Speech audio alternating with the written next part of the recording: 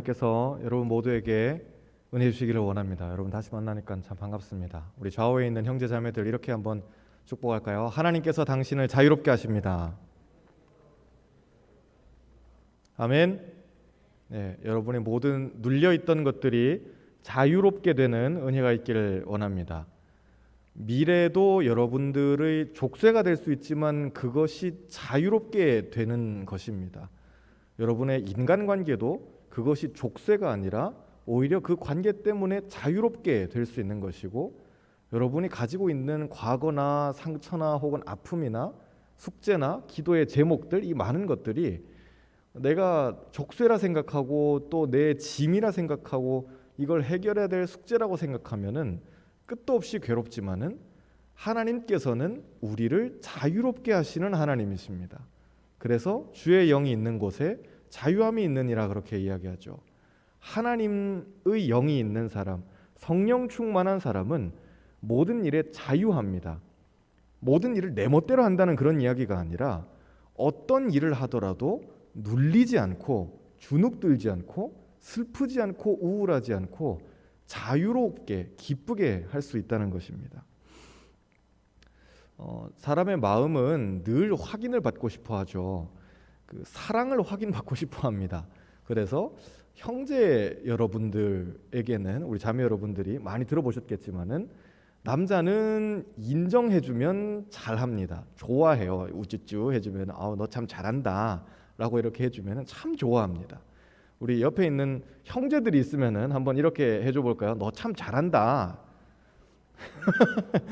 네, 형제들은 그 목적어가 뭐가 됐든 야, 너 진짜 잘한다. 이게 뭐 부정적인 그런 거 아니에요. 너 참 사고 잘 친다 이런 거 아니에요.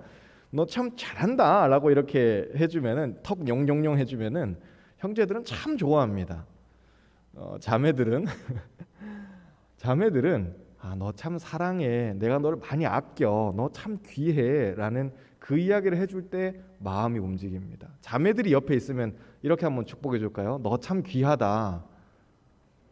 네.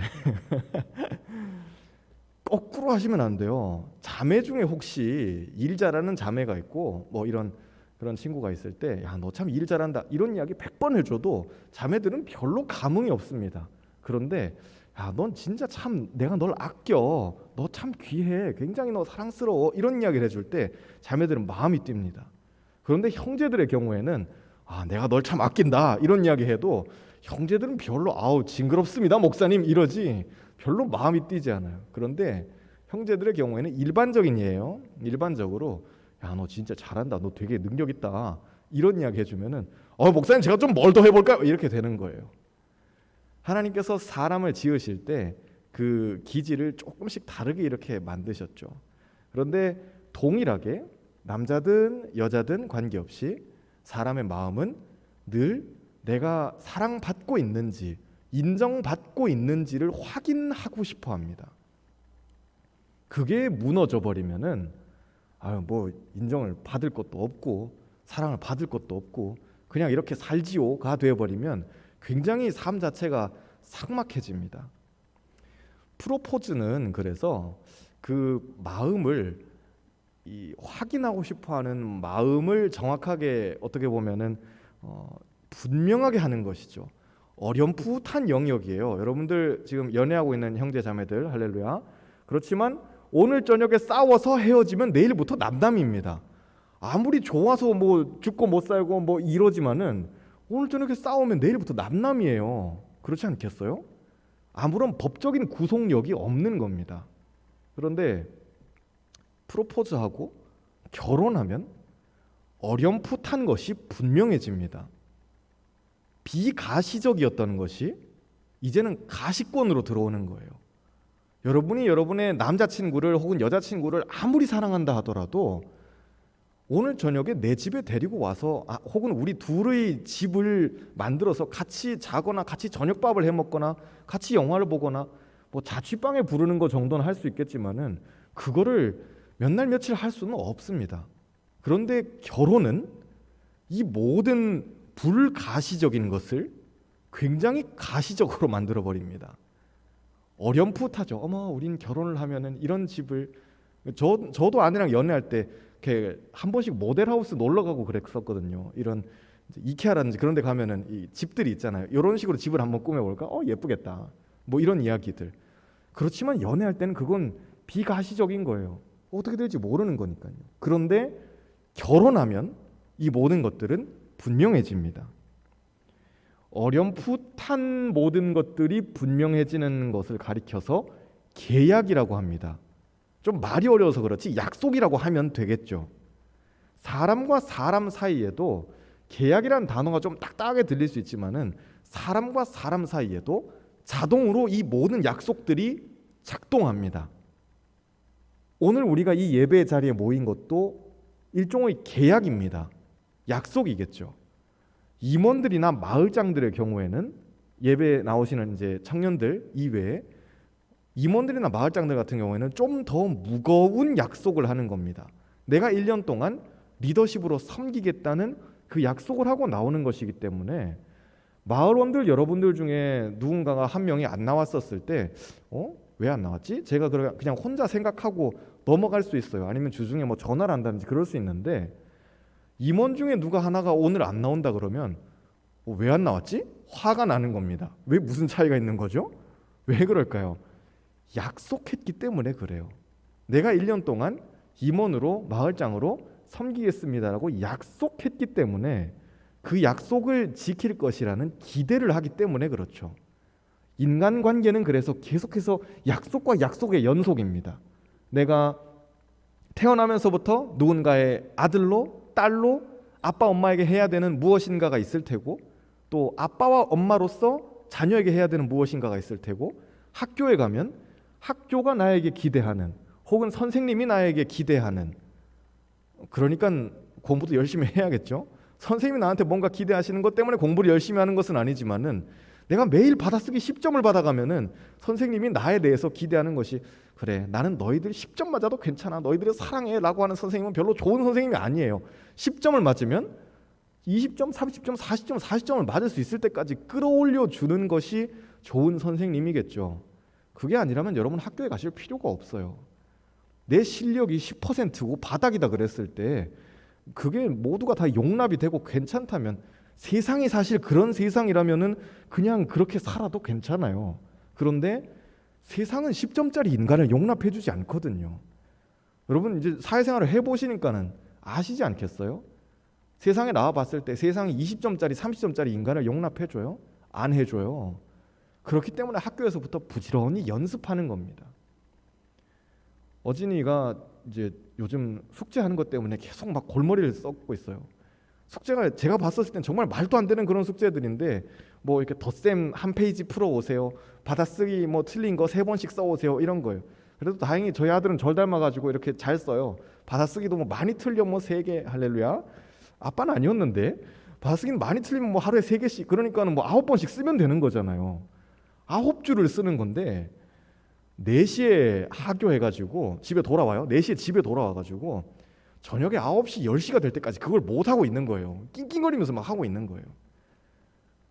하루는 이야기를 하다가 아빠 왜 숙제를 해야 돼? 굉장히 철학적인 질문을 하더라고요. 그냥 학교 가서 공부하면 되는 거지 왜 숙제를 꼭 해야 돼? 난 숙제가 너무 싫어 그러는 거예요. 그래서 제가 어진아 아빠도 숙제가 있어 그랬더니 진짜? 아빠도 숙제해? 이제 아빠가 대학원 다니는 그 숙제를 생각을 하는가 봐요. 물론 대학원 수업도 숙제가 있지만은 어진아 그거 말고도 모든 사람들에게는 어른이 돼도 다 숙제가 있어. 엄마도 하루에 해야 되는 일이 있고 아빠도 해야 되는 일이 있어. 일주일에 한 번씩 아빠 설교하지. 그럼 그거 어떻게 해야 돼? 설교 준비하고 뭐 어쩌고 저쩌고. 아빠가 집에서 설교 준비하는 걸 봤으니까 뭐 어쩌고 저쩌고. 그럼 그건 아빠한테 숙제야. 아빠가 숙제 안 해가면 어진 너는 숙제 안 해가면 학교 가서 선생님 손아진 벌 이러고 한 5분 서 있으면 그만이에요. 그런데 아빠는 숙제를 안 해가면 어떻게 될까요? 그럼 예배를 망치는 거예요. 그렇지 않겠어요? 만나야 되는 사람들이 있고 약속이 있고 신방을 해야 되고 누군가는 또 병문안을 해야 되고 장례가 생기면은 예배 집례를 해야 되고 누군가를 찾아가야 되고 또 기도해 줘야 돼요. 그게 다 아빠의 숙제야 라고 이야기했더니 어진아 그럼 하루만 아빠랑 바꿀래? 어진이가 아빠 숙제하고 아빠 어진 숙제하자. 너 힘들면 아빠랑 하루 바꿔도 돼. 그랬더니 싫어 숙제할게. 그러고 바로 숙제를 하더라고요. 우리 모두는 다 숙제가 있어요. 기대받는 거죠. 그리고 기대하는 거예요. 여러분도 회사 가셨을 때 회사가 여러분에게 기대하는 것이 있어요. 그러니까 자꾸 쪼고 잔소리하고 귀찮게 하는 거겠죠. 다 계약입니다. 약속에서 자유로울 수 없는 거예요. 만물은 그래서 관계의 산물입니다. 일상생활에서의 발전에서 굉장히 좀 철학적인 수준까지 나가죠. 만물은 관계의 산물이에요. 왜 그럴까요? 관계 없이 홀로 설 수 있는 존재나 대상은 있을 수 없거든요. 하다못해 여러분들이 앉아있는 장의자도 누군가가 만들어놨으니까 앉아있을 수 있는 거겠죠. 나무가 잘 자라고 있는데 누군가 나무를 베었을 테고, 그 나무를 누군가는 이렇게 다듬었을 테고, 그리고 교회에 파는 사람도 있었을 테고, 게다가 우리 교회가 없으면 이 장의자 아무리 좋게 만들어도 누가 사갔겠어요? 우리 신당중앙교회가 산 거예요. 의자 하나만 해도 그런 식인데 관계없이 홀로 설 수 있는 사람은 불가능하다는 거예요. 그런데 하나님께서는 출애굽기 3장에서 독특한 선언을 하시죠. 나는 스스로 있는 자다라고 말씀하셔요. 공급 없이, 관계 없이도 나는 독립할 수 있다라고 말씀하셔요. 나는 곧 그대로 나다라고 말씀하셔요. 하나님은 어떻게 보면은 관계가 필요 없으신 분이에요. 우리 모두가 다 이렇게 앉아 있지만 내가 누군가에게 공급을 끊임없이 받아야 되고, 또 약속으로 묶여 있고 계약 관계이고, 내가 누군가에게 뭔가를 해줘야 되고, 또 누군가에게 받을 수도 있고, 이게 되는데 이거 없이도 하나님은 하나님이시라는 거예요. 그런데 그 하나님께서 오늘 본문에서 십계명 본문이에요. 처음으로 이스라엘에게 관계로 다가오세요. 나는 너를 애굽 땅 종되었던 집에서 인도해낸, 이끌어낸 구원한 하나님이다라고 그렇게 말씀하시고 있어요. 우리 관계를 생각해 보세요. 너랑 나는 무슨 사이지? 한번 생각해 보세요. 연인들끼리도 한번 이야기해봐도 괜찮아요? 너랑 나는 무슨 사이야? 연인 사이? 그렇죠, 연인 사이겠죠. 부부끼리도 너랑 나는 무슨 사이야? 약간 전우, 동지, 뭐 그런 이야기들을 할 수도 있겠죠. 하나님께서는 그런데 이스라엘 백성에게 관계가 필요 없으신 하나님께서 관계가 없으면 죽을 수밖에 없는 이스라엘에게 오셔서 광야에 지금 홀로 있잖아요. 덩그러니 있다고요. 그런데 하나님이 공급해 주시지 않으면, 도와주시지 않으면 그 광야에서 다 굶어 죽을 수밖에 없는 이스라엘인데 그들에게 오셔서 나는 너의 하나님이다라고 관계로 다가오세요. 그래서 은혜예요. 관계가 필요 없으신 분이 우리와 관계를 맺으려고 하시기 때문에 그래서 은혜라는 거예요. 만물이 관계의 산물이라는 것은 이 관계가 서로 주고받는 것을 전제한다는 걸 이야기하죠. 아무것도 오가는 게 없는데 그것을 관계라고 할 수는 없어요. 여러분들이 먼저 주시기를 바래요. 누군가에게 줘야 될 것이 있다면은 그냥 시원하게 주셨으면 좋겠어요. 뭐 형평성 같은 그런 되게 좀 제가 싫어하는 단어긴 한데, 형평성 같은 그런 무미건조한 소리 하는 사람 있으면은 그냥 그런 사람을 멀리 하셔요. 생명력이나 영향력이 없는 사람의 곁에 있으면 나까지 그렇게 변해버려요. 인간 관계는 줄 때도 있는 거고 또 받을 때도 있는 거고, 내가 이렇게 뿌리면은 뿌리는 거 이상으로 거둘 수도 있고, 혹은 거두는데 내가 뿌리지도 않았는데 또 운 좋게 거둘 수도 있는 것이고, 그럴 수 있는 거예요. 퇴근하다가 돈을 주었어요. 이번 주에 너무 기분이 좋았어요. 제가 여태껏 살면서 길거리에서 그렇게 많은 돈을 주운 적이 없었는데 너무 행복했어요. 5,000원이었어요. 길을 가다가 5,000원을 주은 게 제가 제 지난 나날들을 돌아봤을 때, 주님 앞에 내 삶을 돌아봤을 때 5,000원을 주운 적은 없었던 것 같은데 너무 기분 좋아가지고 5,000원 막 흔들면서 집에 갔어요.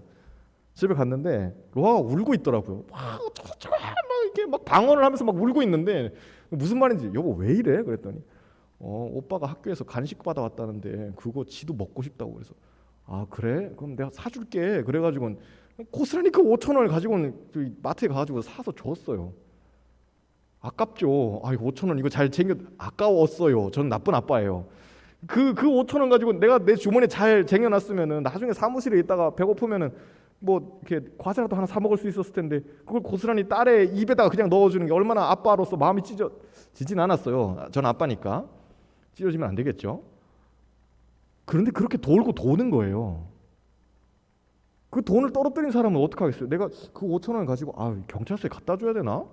근데 이걸 경찰서에 갖다 주기도 뭐하고 좋다 그러고 집에 갔다가 그렇게 되는 거예요. 언택트 시대에 예전만큼 주고받는 것은 아니지만은 사람들은 여전히 주고받으려고 해요. 좀 위축됐지만 기를 쓰고 아이디어를 자꾸 내려 그래요. 그래서 어떻게 해서든 쇼핑을 하도록 하고 어떻게 해서든 회의를 할 수 있도록 하고 어떻게 해서든 음식을 먹을 수 있도록 해요. 요즘같이 배달 잘 되는 그런 시대가 언제 또 있겠어요. 예전엔 찾아가서 먹었었는데 이제 찾아가서 먹는 게 안 되니까 집으로 다 오도록 만들어버리는 거예요. 어떻게 해서든 만남을 가지려고 어떻게 해서든 활동을 하도록 만드는 거예요. 관계가 사라져버리면 인간 존재의 본질이 되게 무력해져요. 혼자 사는 게, 혼자 있는 것이, 관계 없이 그냥 나 혼자 있는 것이 얼마나 인간이 무기력해지는지를 예수 안 믿는 사람들도 그 존재의 본질을 아는 거예요. 사람은 그래서 관계해야 돼요. 사람을 만나야 되고 내가 나눠줘야 되고 또 받아 먹을 땐 또 받아 먹어야 돼요. 누가 여러분에게 호의를 베푸실 때 애써 거절하지 마시고 감사합니다 하고 그냥 맛있게 잘 드시는 것도 그것도 건강이에요. 건강한 그리스도인이에요. 남이 주는 걸 막 못 견뎌 하고 내가 반드시 갚아주겠다 이것도 사실 그렇게 바람직하진 않아요. 주시면은 감사히 잘 먹겠습니다 라고 그렇게 받는 거죠. 하나님 이렇게 프로포즈 하시는 거예요. 오늘 이스라엘과의 이 관계를 주고받는 이 관계를 어렴풋했던 이 관계를 아브라함 때부터 시작해서 어렴풋했던 이 관계를 이제는 명확하게 글로 만드시는 거죠. 예전에는 이제 연애했었는데 하나님이 정식으로 프로포즈 하시는 거예요. 나는 너의 신랑이다. 너는 나의 신부다라고 계약서 쓰는 것처럼 혹은 이 혼인신고서에 도장 찍는 것처럼 성문화하셔요. 글로 만드시는 거예요. 결혼하면 여러분 어때요? 이제 결혼했으니까 내 맘대로 해야지. 이제 뭐 어떻게든 내 거니까 이렇게 되나요? 여러분 그런 형제를 만나지 않기를 바랍니다. 자매 여러분들, 자 정신 차리세요. 형제 여러분들 어떠세요? 내가 결혼하는데 자매가 이제 이 남자는 뭐 어떻게든 내 거니까 내 마음대로 해야겠다. 가 되나요? 그런 자매는 재앙이에요. 만나지 않기를 바라요. 결혼하면 이젠 성문화되면 더 잘해야겠죠. 이제는 확실히 내 거니까요. 하나님도 이스라엘에게 그렇게 오시는 거예요. 확실히 내 거니까 이제 하나님은 이스라엘에게 복을 주시고 이스라엘은 하나님의 계명에 순종하는 겁니다. 언약은 그런데 인간관계의 약속과는 좀 달라요. 인간관계의 약속은 제가 예를 들어서 뭐 귤이랑 만난다고 쳐봐요. 그래서 6시까지 만나자라고 했었을 때 둘이 같이 6시까지 그 자리에 가서 저녁을 먹는 약속인 거죠. 그런데 하나님과의 이스라엘의 언약은 하나님의 일방적인 은혜예요. 아니 10계명은 전부 다 뭐 이렇게 넌 뭐를 지켜라, 넌 이것도 해야 된다, 넌 이것도 해야 된다 자꾸 그 이야기 하시는데 그게 어떻게 은혜가 됩니까? 라고 우리가 다 반문할 수 있는데 그게 오늘 말씀의 주제이기도 해요. 제목입니다. 언약은 우리에게 있어서 족쇄가 아니에요. 이거 지켜야 된다, 너 이거 지켜야지 구원받을 수 있다, 너 이거 지켜야지 하나님 백성이다 이 이야기가 아니에요. 그게 아니라 너는 하나님 말고 다른 신을 섬기지 않을 수 있는 능력이 있다라고 하나님 말씀해 주시는 거예요. 왜 그게 가능하냐? 나는 너를 자유롭게 해준 하나님 여호와다라고 선포하시거든요. 처음에 우리 인사할 때 그 인사했었죠.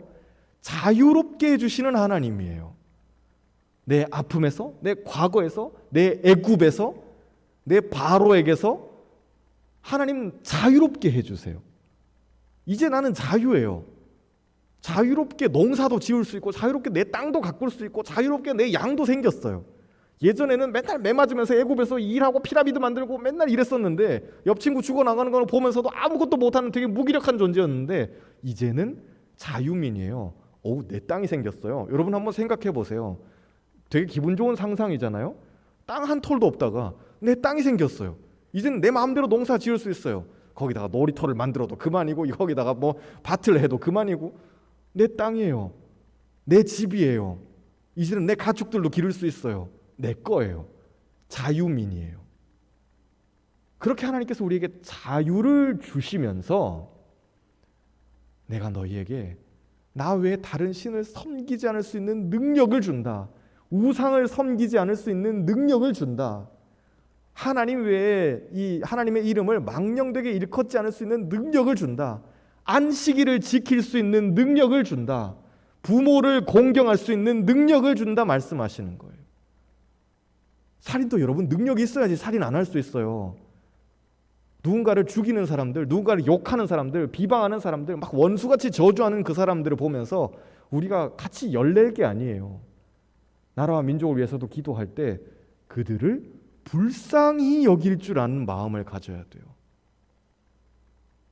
누군가를 욕하는 사람이 있나요? 누군가 막 비방하는 사람이 있어요?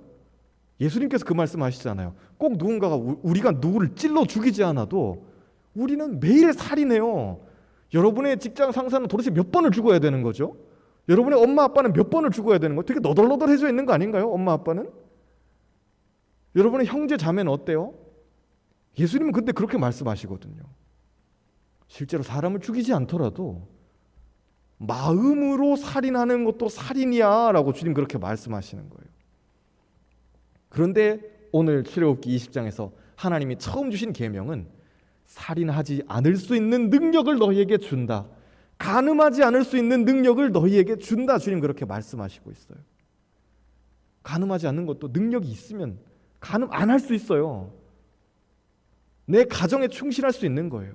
내 여자에게, 내 남자에게 충실할 수 있는 그 능력을, 바르고 반듯하게 멋있게 살아갈 수 있는 그 능력을 주님께서 주시는 겁니다. 이웃의 것을 탐내지 않고도 당당할 수 있는 그 능력을 주님께서 우리에게 주셔요. 우리는 얼마나 많이 탐심에 사로잡히죠? 옆에 걸 가지고 싶고 남의 떡이 더 맛있어 보인다고. 늘 그렇지만은 그건 안 믿는 사람들이 하는 이야기잖아요. 사실 그렇지만 그건 안 믿는 사람들이 하는 이야기잖아요. 내 이웃의 것을 탐내지 않을 수 있는 능력을 너희에게 주겠다고 주님 말씀하셔요. 그럼 그것은 우리에게 있어서 권리예요. 왜냐하면 하나님 모르는 사람들이 다 우상숭배하고 다 탐심에 사로잡히고 다 살인하고 다 간음하고 엉망진창으로 막 이렇게 살아가는데 우리는 그 가운데서 혼자 당당하거든요. 우리는 그 가운데서 혼자 꼿꼿해요. 야, 너희들은 뭐냐? 라고 이렇게 되게 두리번거리면서 보는 거예요. 여러분 좀 그 시선을 즐기셨으면 좋겠어요. 넌 뭐야? 괴짜야? 넌 뭐야? 이상한 사람이야? 그랬을 때 그 시선을 좀 즐겼으면 좋겠어요. 힘들죠? 그거 참 힘든 일이에요. 왕따 당하는 거 참 괴로운 일이에요. 아픈 일이고. 그런데 내가 자유로워지면, 하나님 앞에서 자유로워지면 그 모든 시선에서부터 자유로워져요. 하나님이 나를 자유롭게 하셨기 때문에 나는 그분 안에서 무엇이든지 할 수 있다라는 겁니다. 하나님은 우리에게 자유와 쉼을 주셔요. 안식일 계명이 있잖아요. 우리는 주일날 이 주일을 지킴으로써 안식을 지킨다고 생각하지만은 하나님께서 우리에게 주시는 그 안식은 내 몸만 쉬는 것이 아니라, 교회 와서 예배만 드리는 그런 것이 아니라, 쉼이 없이 흘러가는 이 세상 가운데서 진짜 하나님 안에서 쉬는 것이 무엇인지를 내가 보여주겠다. 주님 그렇게 말씀하시는 거예요. 여러분이 한 번의 휴가를 갔다 오셔도 하나님 안에서 쉬셨으면 좋겠어요. 한 번의 주일을 보내도 하나님 안에서 쉬시는 거예요. 안 그러면 주일날 사역하고 난 다음에 더 지쳐요. 월요일이 다가오는 것이 굉장히 두려워지는 거예요. 얼마나 싫겠어요. 그러느니 차라리 사역하지 않는 게 나아요. 하나님은 우리를 부르실 때 일하라고 부르시지 않았어요. 아담과 그의 아내를 하나님 처음 창조하시고 에덴 동산에 두셨을 때 그들에게 일은 스트레스가 아니었어요. 보고서 쓰는 게 아니었다고요. 그 거대한 동물원을 운영하는 남자 여자 관리인 2명이에요. 하나님 굉장히 비효율적인 분이에요. 그 거대한 동물원을 만들어 놓고 남자 여자 둘이 그렇게 관리하라 그러시는 거, 작업복도 안 입히고는 그렇게 둘이 냅두시고 관리하라 그러셨는데 남자와 여자는 너무 행복하게 그 동산을 관리해요. 정말 너무 기쁘게 일하는 거죠. 저는 여러분에게 그 기쁨이 회복되기를 바랍니다. 자유가 회복되기를 바라요. 마지막으로 이 말씀 하나 드리고 마치겠습니다. 지난주에 책을 보다가 그 조정민 목사님 책을 좀 읽다가 왜 일하는가라는 이 제목의 책이었었는데 거기서 목사님 개인의 이제 고백이 나오더라고요. 예전에는 열심히 설교 준비했었는데 왜 그렇게 열심히 설교 준비하세요? 그러면은 교인들한테 인정받으려고. 우리 목사님 참 설교를 잘하셔, 멋있어, 이런 거 하려고 굉장히 열심히 준비를 했다는 거예요. 그러다 보니까 교인들의 어떤 이런 반응에 일희일비할 수도 있고, 또 오늘날 어떤 날은 오늘 완전 망했어 이런 날도 있고, 어떤 날은 좋은데 이런 날도 있고, 왔다 갔다 했다는 거죠. 그런데 어느 날 하나님께서 주시는 마음은 뭐였냐면은 하나님께서 나에게 주시는 그 음성을 그대로 전달만 하면 그 다음 일하시는 것은 하나님이 알아서 하신다는 거예요. 내가 최선을 다해서 일하는데 일한 만큼 안 될 수 있어요. 사람의 일은 그럴 수 있거든요. 사람을 대상으로 하는 거니까요. 근데 그랬을 때 거기에 결과에 붙잡혀가지고, 이것도 자유하지 못한 거잖아요. 거기에 붙잡혀가지고 일희일비하고 왜 안 된 거지? 왜 망한 거지? 가 아니라 내가 할 일 다 했으면 그 다음은 주님께서 알아서 하시겠죠 라는 고백을 할 수 있었다는 거예요. 이 많은 사람들이 와서 설교를 듣는데도 불구하고 단 한 명만 그날 와서 설교 때 은혜 받고 삶이 바뀔 수 있다면은 그럼 난 그걸로 충분합니다 라는 그 고백이에요. 참 부끄럽지만 저는 그 구절을 보면서 나는 그 고백 못하겠다 싶은 생각이었어요. 한 명? 지금 우리 청년들 한 40명 50명 앉아가지고 예배 드리는데 한 명? 그럼 저는 되게 화딱지가 날 것 같아요. 일주일 내내 설교 준비해가지고 열심히 해가지고 하는데 한 명이 은혜 받고 돌아갔다고? 그럼 어떻게 보면 이 마케팅의 관점에서는 완전 망한 거잖아요. 그런 식의 마케팅을 하면 안 되는 거예요. 그런데 주님의 일은 마케팅이 아니에요. 하나님의 일은 장사도 아니에요. 그분의 일은 이윤을 남기는 것도 아니에요. 저는 여러분들이 거기에서 좀 더 자유로워지셨으면 좋겠어요. 애굽의 그 논리에서 돈을 벌어야 된다, 이윤을 남겨야 된다, 일거리를 만들어야 된다, 혹은 건물을 세워야 된다라고 하는 눈에 보이는 뭔가를 만들어야 된다라는 그 애굽의 논리에서 벗어나셨으면 좋겠어요. 하나님이 우리에게 주시는 계명은 족쇄가 아니라 힘이에요. 권리예요. 우리의 능력이라고요. 그러면 우리가 세상을 바라볼 때 최선을 다해서 나의 일을 혹은 주님의 일을 하는데 그 다음 하나님께서 하시겠지, 주님께 맡겨드릴 줄 아는 그 자유로운 마음인 겁니다. 바라기는 여러분들 한 분 한 분이 꼭 이번 한 주 주님 안에서의 그 자유를 누리셨으면 좋겠어요. 이 계명들을 다 지켜야 돼요? 말씀 봐야 돼요? 큐티해야 돼요? 기도해야 돼요? 그런데 그것이 우리에게 힘이에요. 우린 이미 그걸 할 수 있어요. 할 수 있다는 그 믿음을 가지고 여러분들이 각자의 자리를 지키면서 주님 주시는 하늘의 평강을 또 기쁨을 꼭 누리시는 하루 되기를 주님의 이름으로 축복합니다. 같이 기도하겠습니다. 하나님, 계명은 구원의 조건이 아니라 권리인 줄로 믿습니다. 계명은 우리의 능력입니다. 계명은 은혜입니다. 계명을 지켜야 구원받는 것이 아니라 구원받은 사람이 계명을 지킬 능력도 있는 줄로 믿습니다. 우리 청년들에게 한 사람 한 사람 주님께서 은혜를 내려주시고 각자에게 주어진 사명을 잘 감당하게 하셔서 하나님 주시는 기쁨과 자유와 감사를 마음껏 누리는 한 주 될 수 있도록 은혜를 내려 주옵소서. 사역할 때 기쁘게 하시고 사명 감당할 때 즐겁게 하셔서 기도하는 것이 즐거움이 되게 하시고 말씀 보는 것이 기쁨이 되게 하시고 사람을 섬기고 공동체를 섬기는 것이 나의 힘이 될 수 있도록 주님 은혜를 내려 주옵소서. 예수님의 이름으로 기도합니다. 아멘.